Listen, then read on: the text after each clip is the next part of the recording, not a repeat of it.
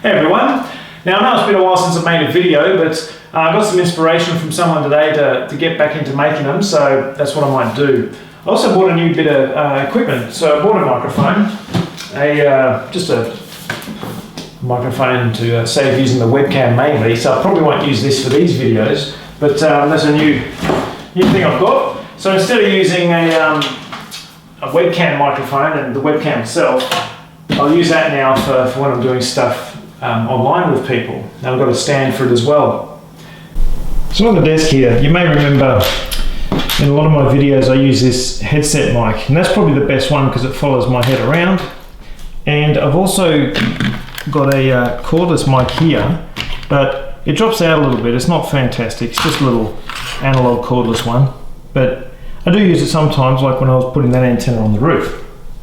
Now the mic I'm using for this video, other than right now it's just the camera, but I had this Rode mic on the top of the camera there, just plugged in just for now because I couldn't be bothered to put that headset mic on at the moment. So that's what I'm using for the rest of this video. Oh, and here's the stand for that other microphone here, which I paid cash for, but the chick didn't even give me a discount. Bloody rude. Anyway, I've got that now, so I'll set them up. Now I could get serious and record it in here and have really good sound, but that's a bit of overkill for YouTube, I think. I do get asked often what sort of equipment I've got here, and I never really get into it much because I thought it'd be boring, to be honest, but I'll go through a few things. This is just a Sony 4K camera that I've got running there, but if I'm doing actual video work, which isn't really the technical stuff, but just pure artsy, I'll use a DSLR, and one of the things I've got for that is a slider.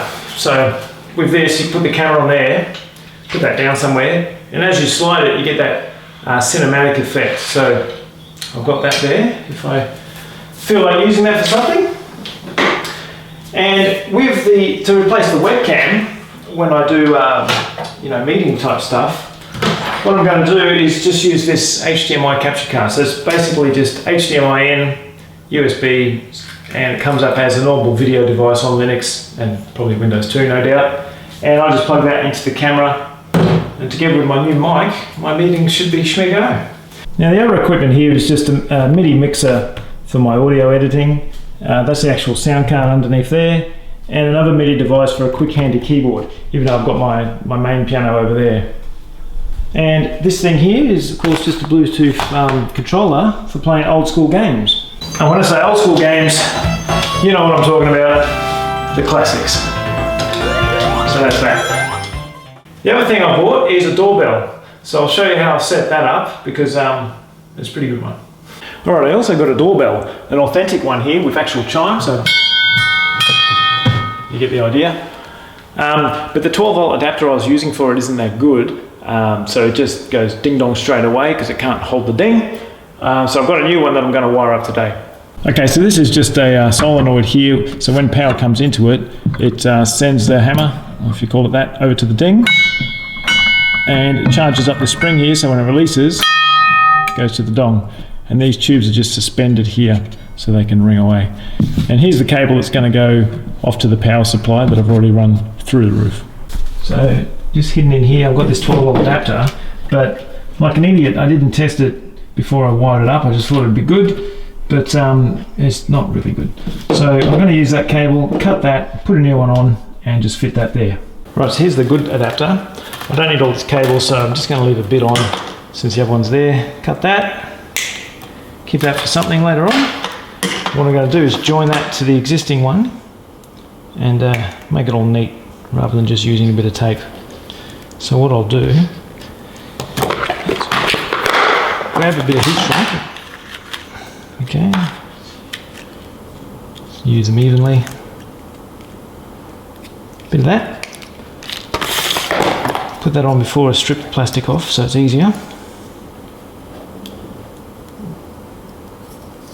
Okay, that goes there, goes there. Now I'll strip this.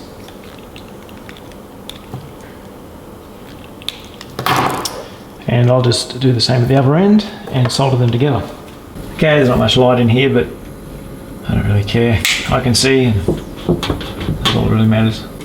Strip that back, same as I did before.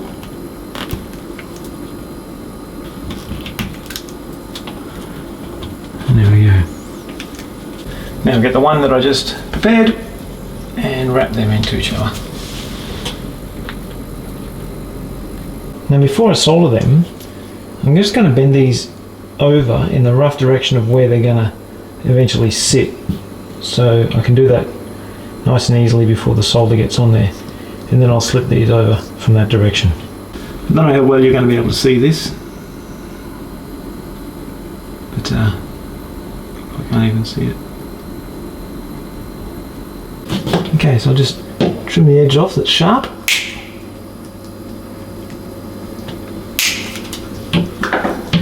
Now slip that heat shrink over so nothing shorts out. Okay, just like that. And like that. Then get on the heat gun, probably away from the wall so I don't burn the house down. Switch the thing on.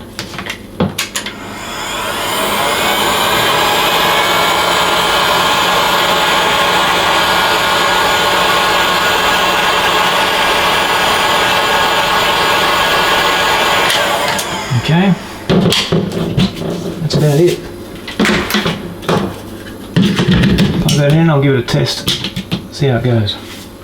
Alright, because I'm me, I've set this up a little bit differently. I don't actually have to press the doorbell, I can run a script. There you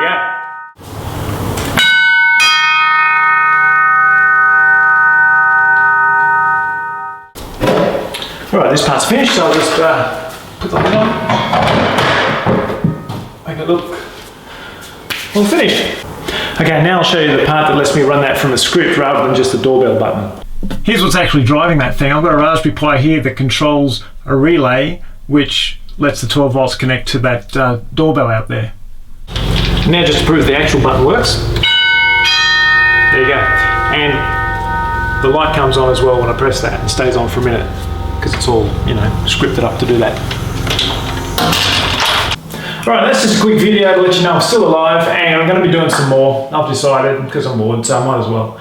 And one thing I found out recently is that VLC, you know, the media player, they're also making a video editor called VLMC, and I look forward to that. So at the moment you've got to compile it yourself, so I might compile it and have a go. But the good thing about that is it's available on Linux. So, you know, once again, it's my operating system of choice. So that'll do for now, but I will see you in the near future. So till then, take it easy.